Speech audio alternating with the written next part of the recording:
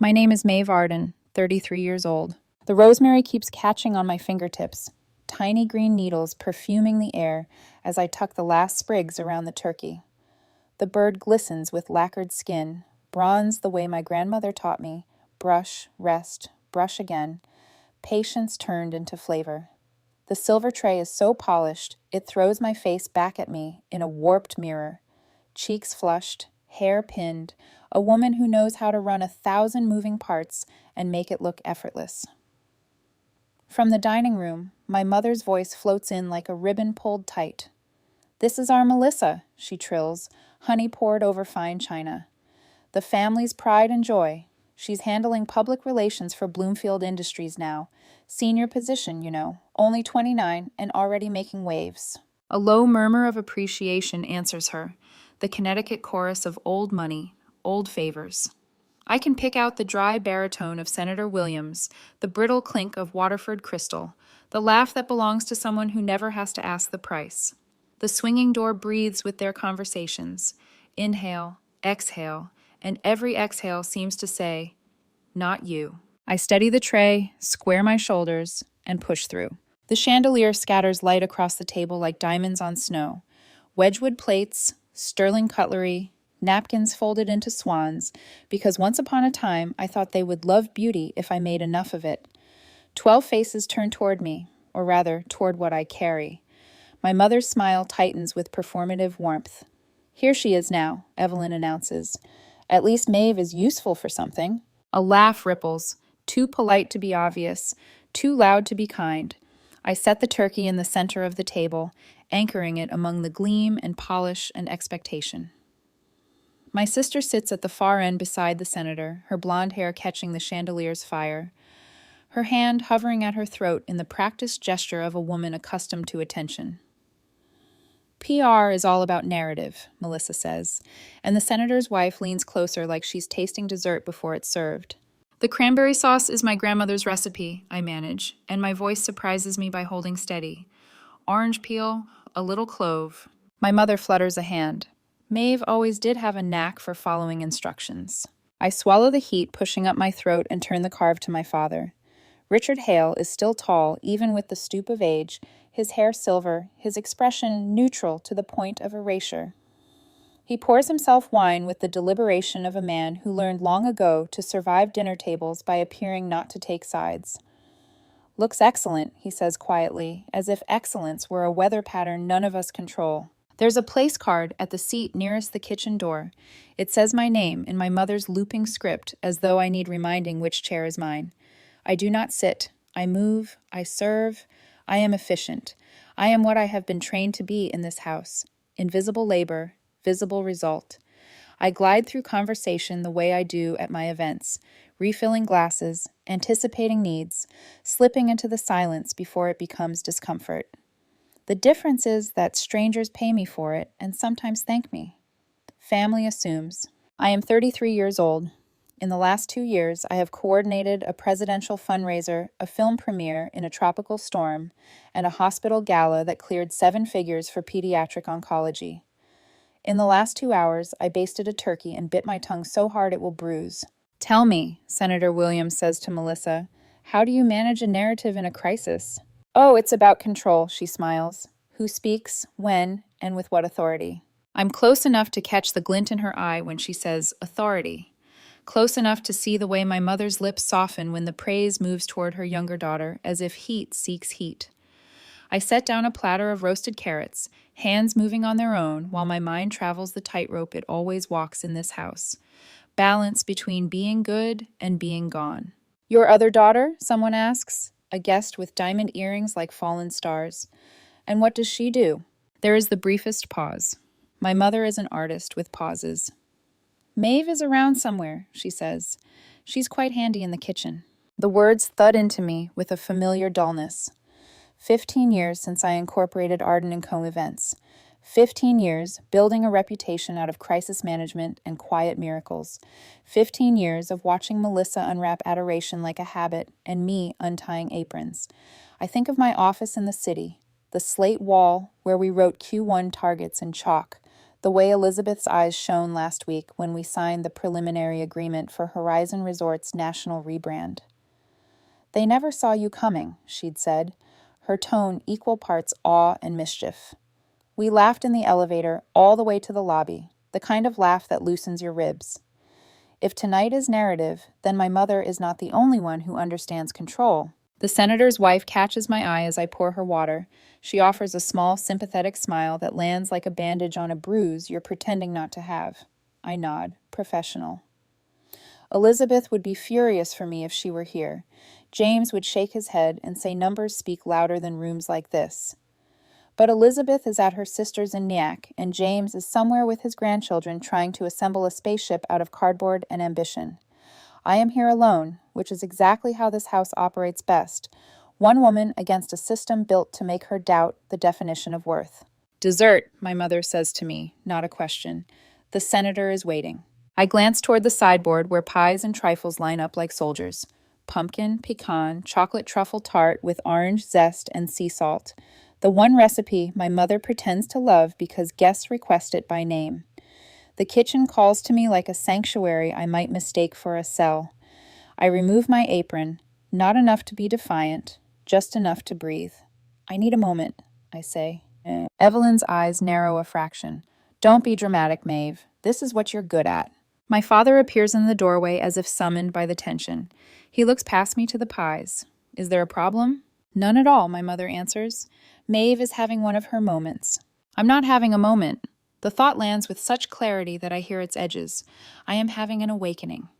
"I'll bring dessert," I tell them, and my voice is calm enough to make my own pulse curious.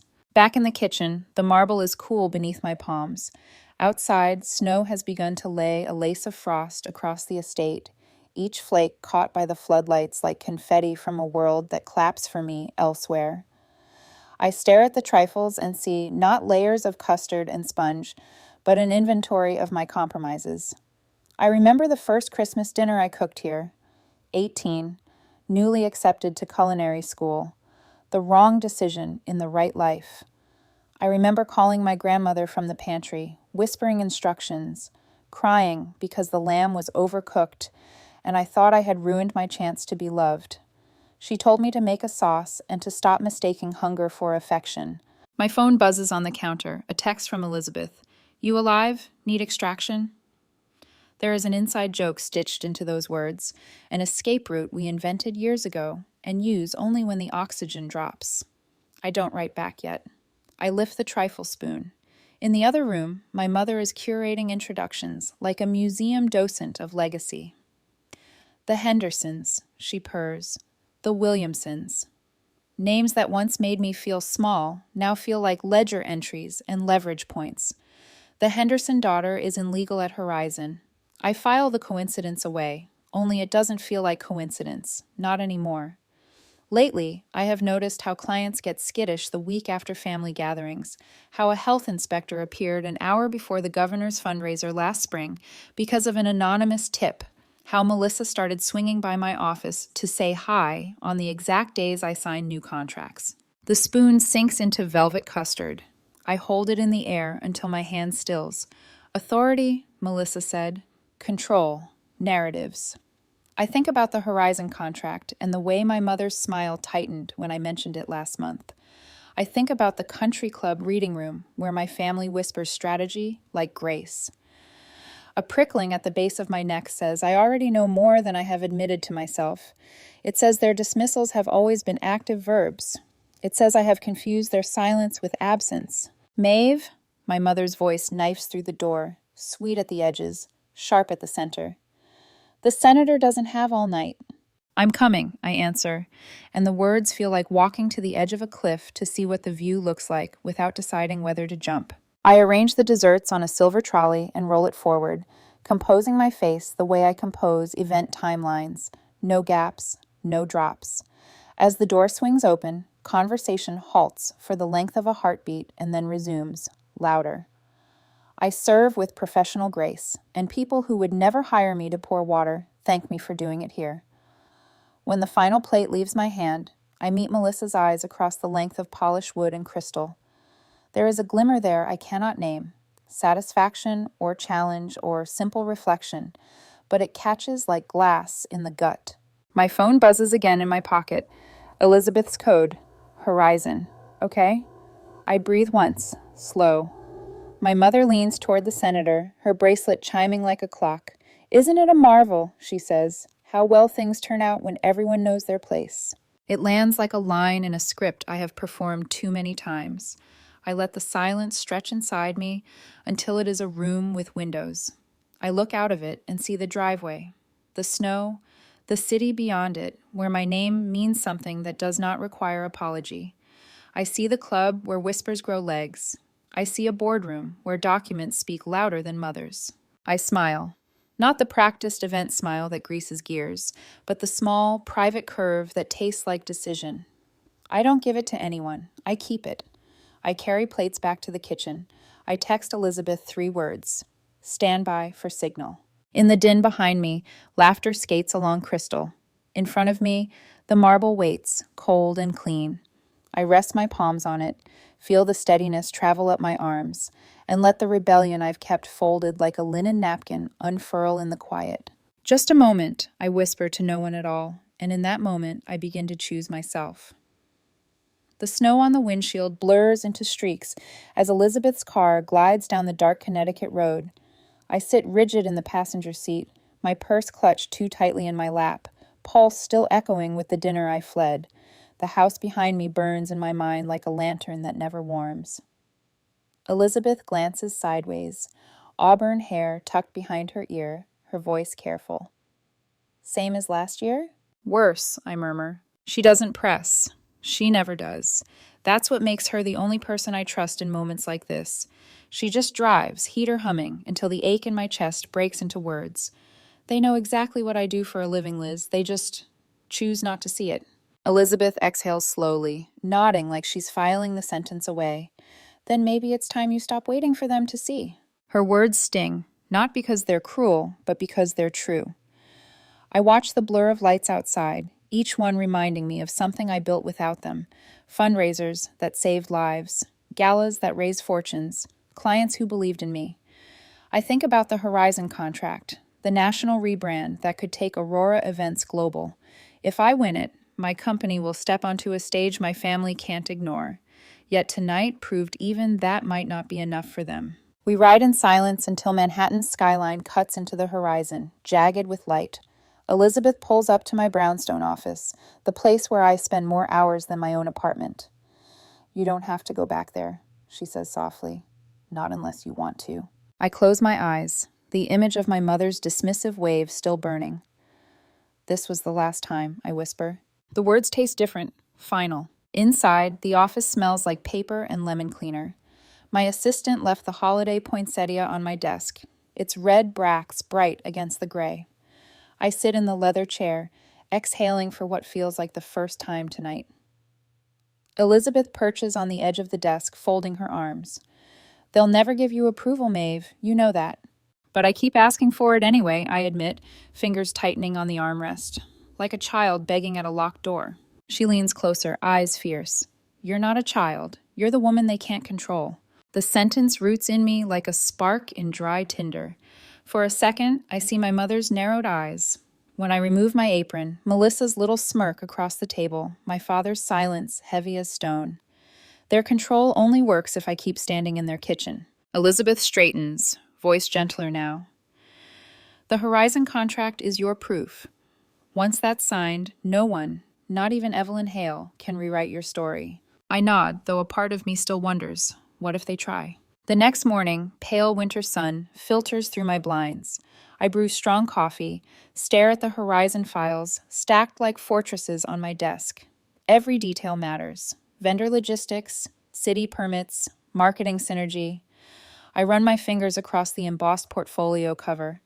This contract isn't just business, it's vindication. By noon, I head to the Willowbrook Country Club. Elizabeth insisted I retrieve the portfolio I left in my father's study weeks ago. They'll be busy at the board meeting, she said. You'll slip in, slip out. The club is hushed marble and chandeliers, ancestral portraits glaring down like silent judges. My heels click across the floor, each sound reminding me I don't belong and yet somehow do. As I turn toward the library, I hear a laugh. Melissa's. I freeze. The contract signing is next week, she says, her voice low but edged with triumph. So your timing couldn't be better. My mother's reply follows, crisp and certain. Christine, Maeve, has no idea we know about Horizon. The Williamsons confirmed it's worth millions.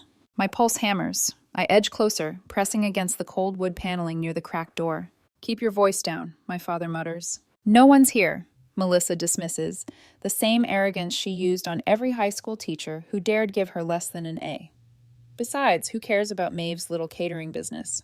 Event planning, Evelyn corrects sharply, which is exactly why Horizon is dangerous. The Williamsons mentioned her by name at Christmas, before we could redirect. Redirect? My breath catches.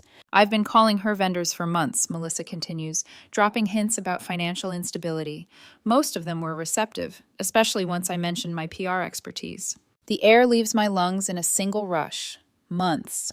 She's been doing this for months. My father clears his throat. Is that wise? If she traces it back? She won't, my mother interrupts. Maeve still craves our approval too much to see what's in front of her. 15 years. And she still thinks we simply don't understand her business. The girl makes desserts for senators while serving them herself. The words slice deeper than any dismissal at the dinner table. They knew. They've always known.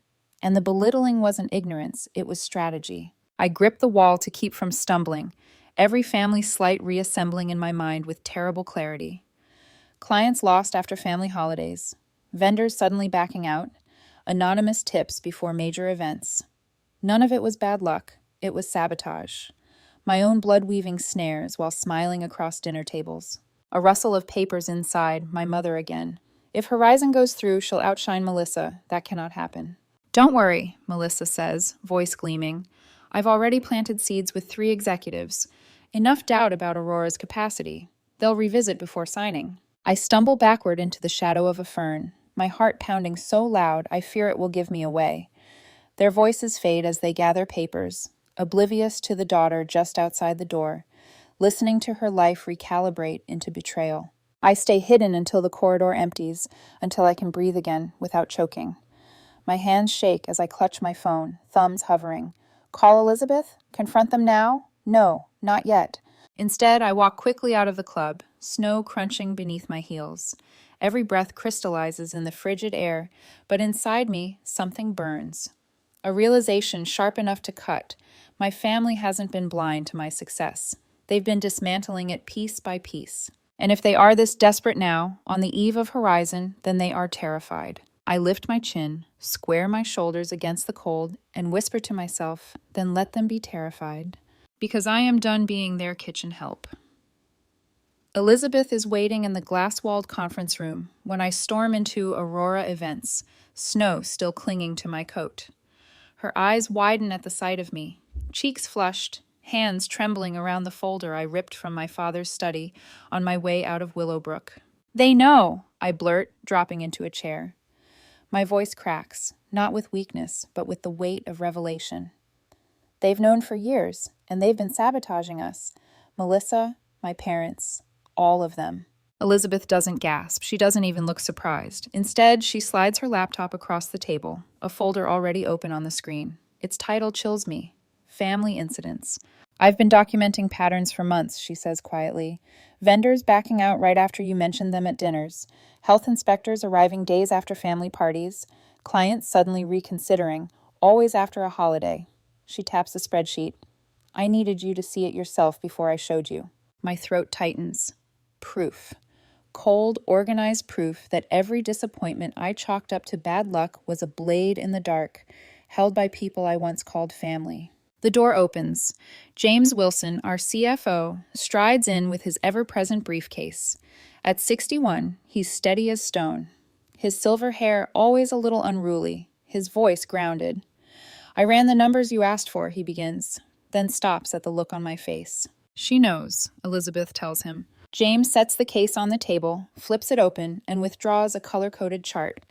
Then she needs to see this. Lines slash across the paper like battle scars. Red spikes after holidays. Blue dips after birthdays. Green valleys after country club galas. Each one matched to a business disruption. Canceled clients, suspicious complaints, vendors suddenly renegotiating. The correlation is statistically significant, James says grimly. Too neat to be chance. I stare at the graph until the room tilts. 15 years, I whisper. 15 years, I've been fighting my own family without knowing it. Silence settles heavy, broken only by the hum of the city outside. Elizabeth leans forward, her eyes locked on mine. The Horizon contract is their target now. They're terrified of what it means if you win it. They should be, I snap, surprising myself with the steel in my tone. My hands curl into fists against the polished table. Because I'm not 18 anymore, crying in a pantry over lamb. I'm not 33, begging for a seat at their table. I'm the CEO of Aurora Events, and this time I fight back. Elizabeth exhales slowly, relief and resolve mingling. James nods once, as though I've just passed a test he prayed I'd take. Then we gather everything, he says, sliding fresh files across the table. Every cancellation, every anonymous tip, every whisper traced back to them. Document it. Build the case. And prepare for war, Elizabeth adds, her voice low, certain. I glance at the Manhattan skyline beyond the window. The city glitters like 1,000 opportunities they never wanted me to have. For years, I believed their dismissals were blindness. Now I know better. They weren't blind. They were deliberate. And if they've been playing a game all this time, then it's my turn to set the rules. I pull the Horizon portfolio from my bag, slap it onto the table with finality. No more defense, I say. From this moment, we go on offense. And for the first time in my life, the weight of their shadow begins to lift. Bellini's hums with the clink of cutlery and the soft murmur of midtown conversations. The air smells of lemon oil and garlic butter, a world away from the polished marble of Willowbrook. I asked for a central table, not my usual discreet corner. Today is not about comfort. Today is about spectacle. Anthony, the maitre d', raises an eyebrow when I make the request, but he leads me to a sunlit spot near the windows that face Main Street. This table will give you visibility, he says carefully. Are you sure? Yes, I answer. I want visibility. I lay out the documents like weapons, the health inspector's report, the pattern of anonymous complaints, Elizabeth's typed transcripts of vendor conversations. Each page is a blade, sharp enough to cut through Melissa's practiced smile. At 12:15, she sweeps in, 5 minutes late as always, wearing cream silk and pearls that catch the light. Her hair is arranged in a flawless chignon, her heels clicking a rhythm of entitlement across the floor. She air kisses my cheek before sliding into her seat, her perfume crisp and expensive. You look tired, Maeve, she says, unfolding her napkin with deliberate elegance. These big events must be exhausting. They are, I reply evenly. I slide the inspector's report toward her, especially when someone calls health inspectors to my kitchen the day before a major wedding. Her fingers freeze just long enough to betray her before she recovers. What are you talking about? The inspector mentioned who called them. My eyes lock on hers. It was you. She pushes the paper back with a scoff. You're being ridiculous. Am I? I place the second file in front of her, pages detailing the anonymous complaints. Every one of these was filed within 48 hours of family gatherings where I mentioned upcoming events. A faint flush creeps up her neck, but her voice stays flat. Coincidence. No, I say softly but firmly. Sabotage. Melissa shifts in her seat, glances toward the tables around us, noting how close other diners sit. She hates exposure. I chose this table for a reason. Just then, Evelyn arrives. My mother glides through the restaurant in burgundy wool, her smile polished, her eyes sharp as razors. What is all this? She asks, sliding into the chair beside Melissa. Evidence, I answer, my tone steady, of systematic sabotage against my company. Evelyn's expression tightens, but her voice remains honey-sweet. Maeve, that's a serious accusation. And it's backed by serious proof. I push the report toward her. The inspector confirmed Melissa called, claiming food safety concerns. Evelyn waves a manicured hand. We were concerned, darling, after that unfortunate food poisoning incident at the M sizes. There was no food poisoning, I cut in. My voice is louder than I intended, and a few diners glance our way. I lean forward. That was a rumor Melissa started. Aurora Events has never had a single case. Melissa hisses, keep your voice down. No, I snap, my voice sharp enough to slice the room in half. We've had 33 years of privacy. This time, it's public. The tables around us quiet subtly, forks pausing midair. My mother's eyes flicker with calculation. She knows we have an audience now. Melissa leans in, lowering her voice but not her venom. I was protecting our family's reputation. Your little catering business reflects on all of us. Event planning, I correct, my tone icy. A 15-year-old company with a flawless record, higher than any competitor in the state. Evelyn's hand presses down on Melissa's arm. Perhaps this is best discussed privately. No, I repeat, calm now, deliberate. Because every time it's private, you twist the narrative, not today. Melissa's mask falters. She reaches for her water glass, fingers trembling slightly. Fine. I called the inspector. I was concerned after what I heard from the Hendersons. The same Hendersons who canceled their Aurora contract a week later? I slide a printout across the table. The same Hendersons you interviewed with for your PR firm? Evelyn's smile fractures. A vein pulses at her temple, her grip on her purse strap whitening. She opens her mouth, but I raise a hand to silence her. Here's what's going to happen, I say, my voice carrying enough that the neighboring tables lean just slightly closer. You are going to stop interfering with my business. No more calls to vendors. No more rumors to clients. No more health inspectors. If you don't, the next conversation won't be over lunch. It'll be with lawyers and the district attorney. Melissa's jaw clenches, fury warring with fear. Evelyn studies me, her eyes narrowing, but I can see it. The smallest flicker of doubt, of recognition that I am no longer the girl they dismissed to the kitchen. I stand, gather the papers, and drop enough cash to cover all 3 meals. I've worked too hard for too long to let anyone, even family, destroy what I've built. The restaurant hums again as I walk away, but I feel their stares, their whispers following me. Through the window, Elizabeth waits in the company car, her smile faint but fierce. As I slide into the passenger seat, she asks gently, "Did you tell them?" "Everything," I say, watching my mother and sister through the glass. Their heads are bent together in urgent, frantic conversation. For once, they're the ones explaining. By the time Elizabeth pulls the car away from Bellini's, the fury in my veins has cooled into something sharper, strategy. The skyline glitters as if daring me to back down. I won't. Not this time. Back at Aurora Events, the conference room transforms into a war room. Elizabeth has already spread folders across the long mahogany table. James arrives minutes later, tie loosened, laptop under his arm, eyes already scanning the papers. "Tell me everything," he says, lowering himself into a chair. I recount the lunch in meticulous detail. The inspector's report, Melissa's slip, Evelyn's brittle denials. When I finish, James exhales slowly, tapping his pen against the table. Then we move from defense to offense. Elizabeth pushes a folder toward me. I've compiled financial transparency reports, 5 years of audits, vendor payment histories, client satisfaction surveys. Ironclad. If they attack, we counter with facts. James adds, and I've mapped the sabotage timeline.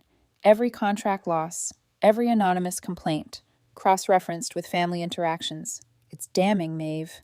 I flip through the charts. Red spikes after Christmas dinners, blue drops after country club luncheons, each one aligned with my sister's carefully timed visits, my mother's hushed whispers. 15 years of wounds disguised as coincidence.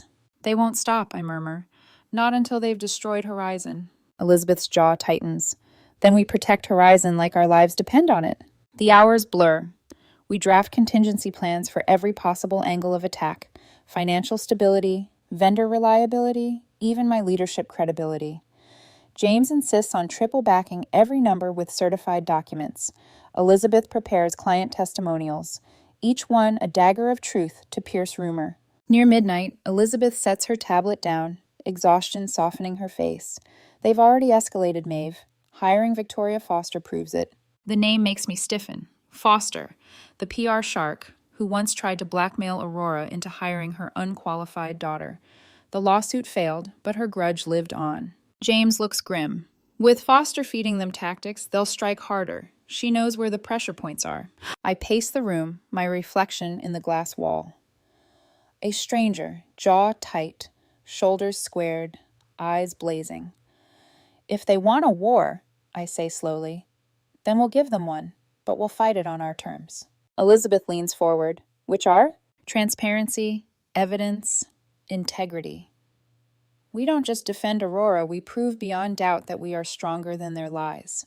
We make Horizon see us not as victims, but as survivors, as winners. For a long moment, silence reigns. Then James nods, firm. Then tomorrow we finalize every document, every chart, every piece of evidence.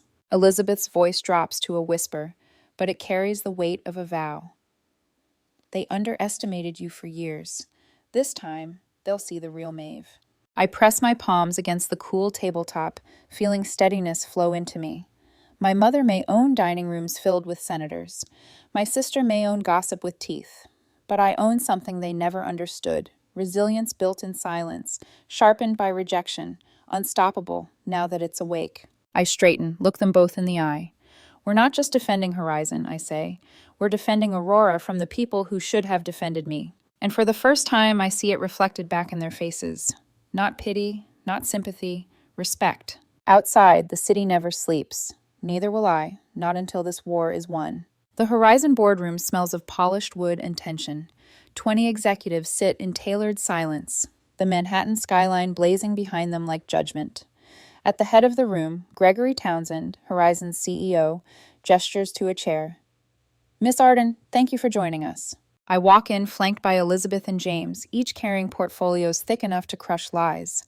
Across the room, my mother sits ramrod straight in burgundy silk, Melissa beside her, and, of course, Victoria Foster, the PR vulture they hired to gut me. Before we proceed with the contract, Townsend continues, certain concerns have been raised regarding Aurora Events' stability. Victoria rises smoothly, her chignon tight, her tablet glowing. After reviewing available records, we discovered troubling inconsistencies, declining client retention, financial instability, and management concerns.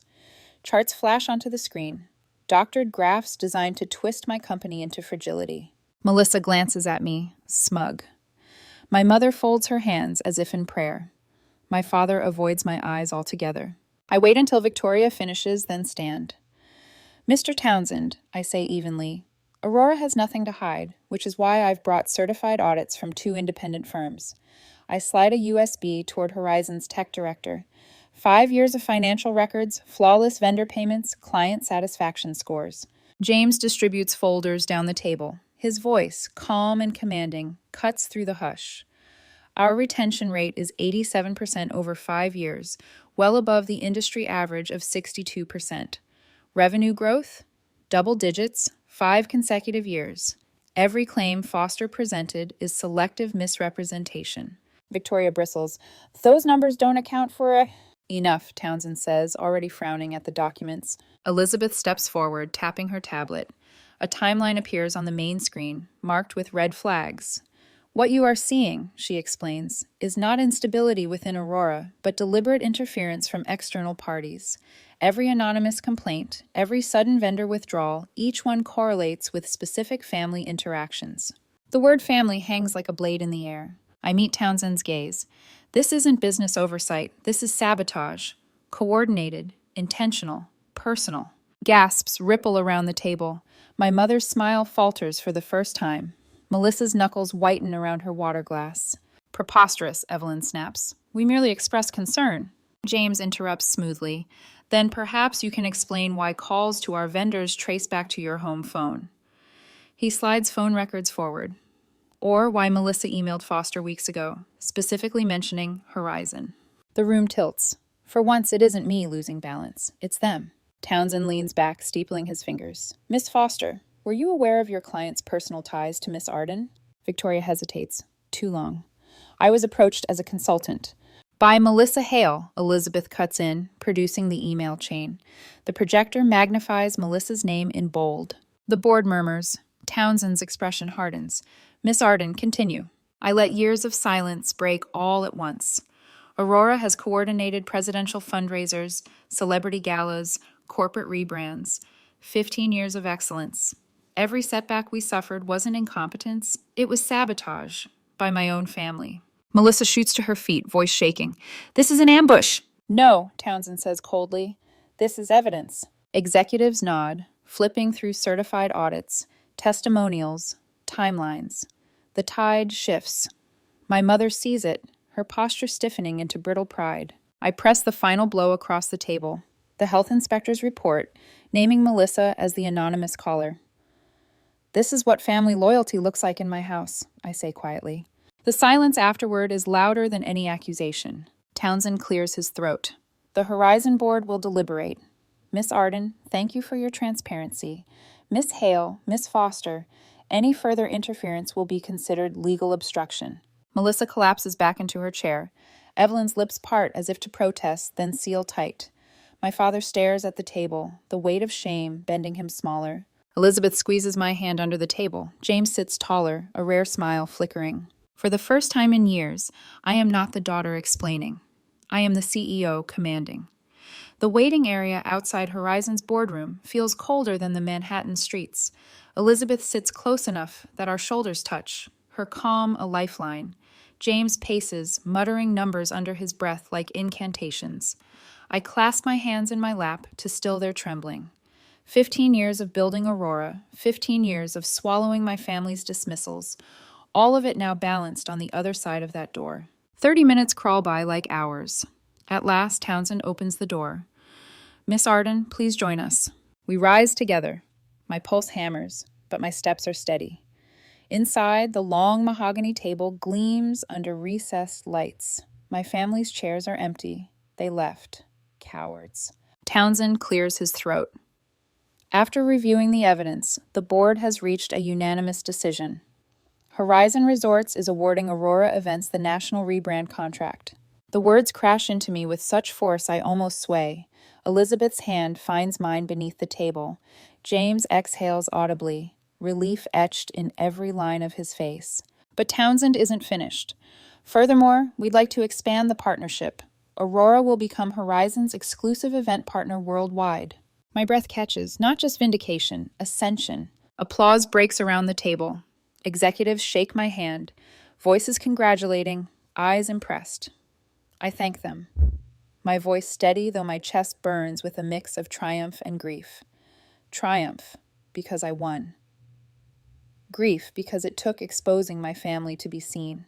When the meeting ends, we step into the crisp winter air. Snow flurries dance against the city's steel and glass. Elizabeth hugs me, her whisper fierce in my ear. You did it, Maeve. You stood your ground. James grips my shoulder. Numbers don't lie, and neither do you. I tilt my head back, watching snow spiral through the skyscraper canyons. For years, Christmas meant humiliation in my parents' kitchen. Now it means this. Contract signed, a company secured, a woman remade. 6 months later, I stand under chandeliers in the Waldorf Astoria's grand ballroom.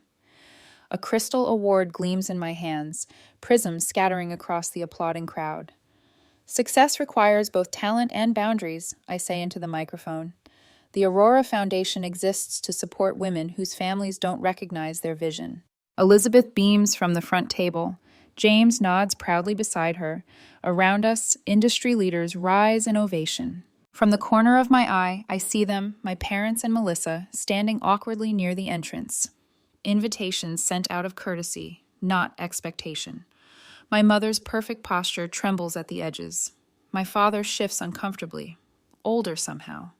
Melissa's gaze darts, calculating. When the applause fades, I cross the room slowly. Thank you for coming, I tell them, polite but distant. There's a table reserved for you near the center.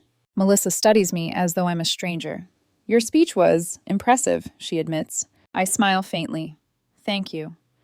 Then I excuse myself to greet the mayor. Their approval no longer matters.